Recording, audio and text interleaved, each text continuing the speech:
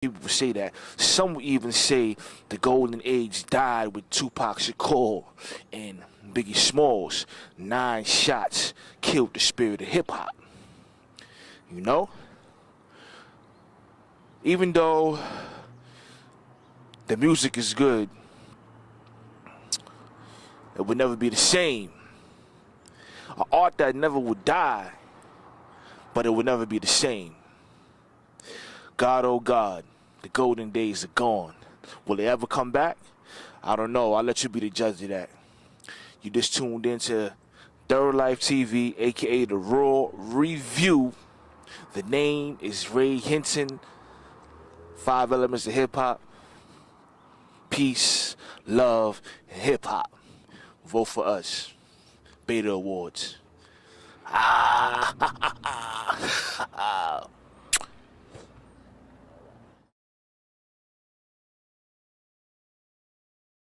Yes, yes, y'all. Signing back into Thorough Life TV, aka The Raw Review. You already know the name, the host with the most. Um, we're gonna do an album review this time. This is the first time on Thorough Life TV we do a classic album review. So, you know what I'm saying? It could be a hip hop album, or it could be an R&B album. You know, we're just gonna do a review. You know, we take three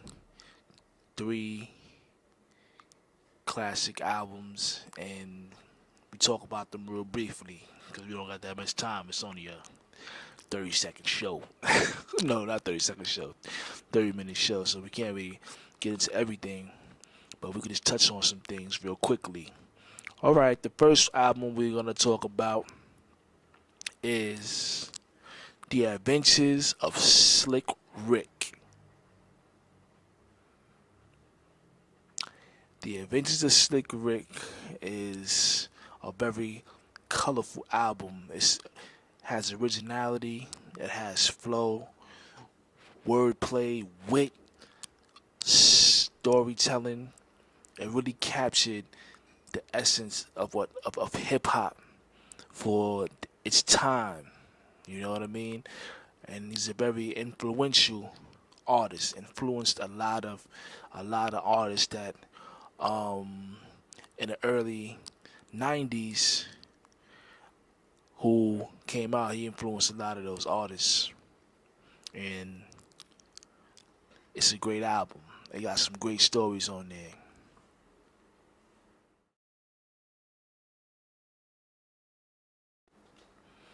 The next album we're gonna talk about real quickly, Illmatic.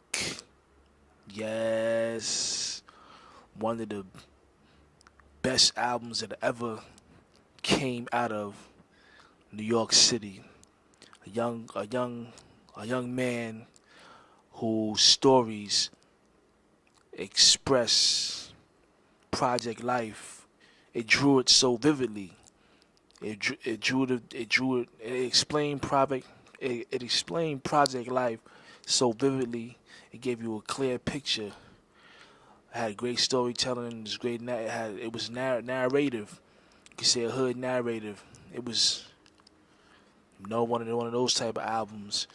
The flow, it really it was impeccable, and you could see the stories without a video. It was that vivid to your mind. The way he illustrated the project life through his rhymes. That was a real tough album.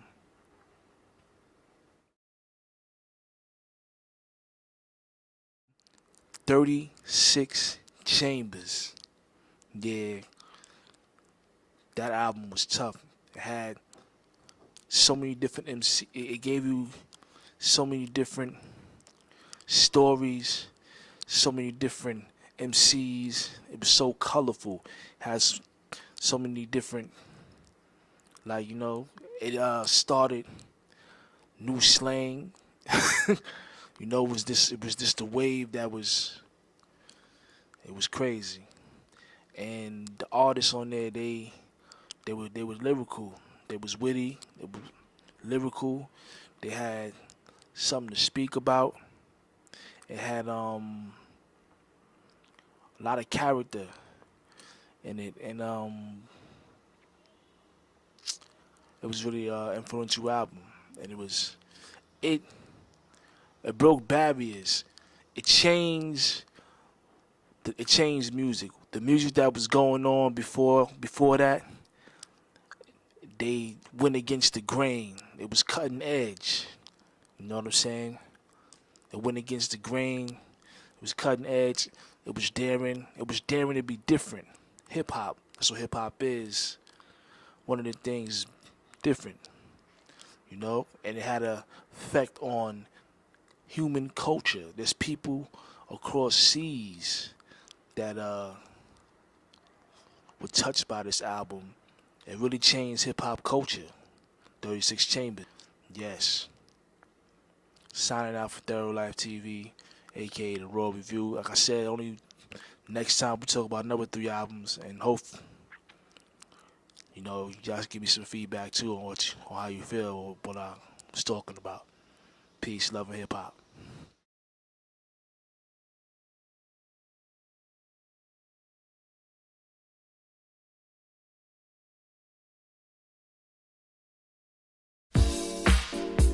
We also, on Thorough Life TV, would like to honor basketball great legend Dean Meminger.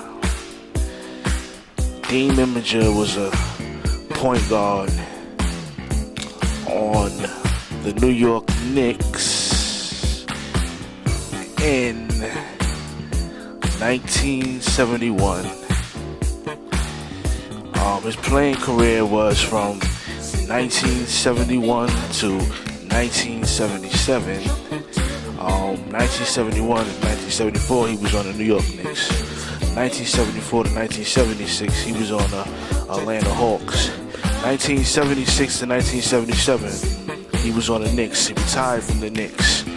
And his career highlights was the NBA championship in 1973 on the Knicks, as well as the NCAA All-American team in 1971. Points, he scored 2,552 points. Rebounds, he grabbed down 1,086 rebounds. Assists, he had like 1,046 assists when he left the game.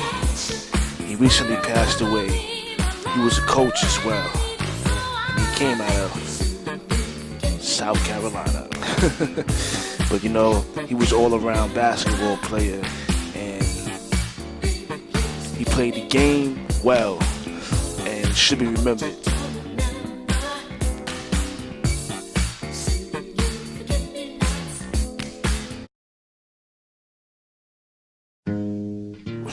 Harambe's.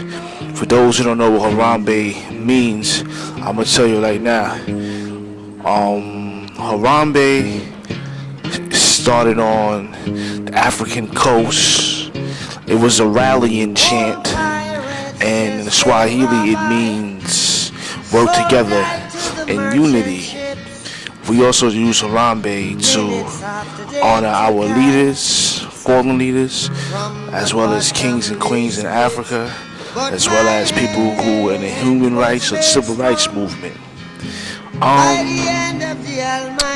Even though Harambe is an African word that came out of Africa, anybody can get honored with 7 Harambes. Here goes a Harambe for the world. These songs of freedom, 'cause all I ever have, redemption songs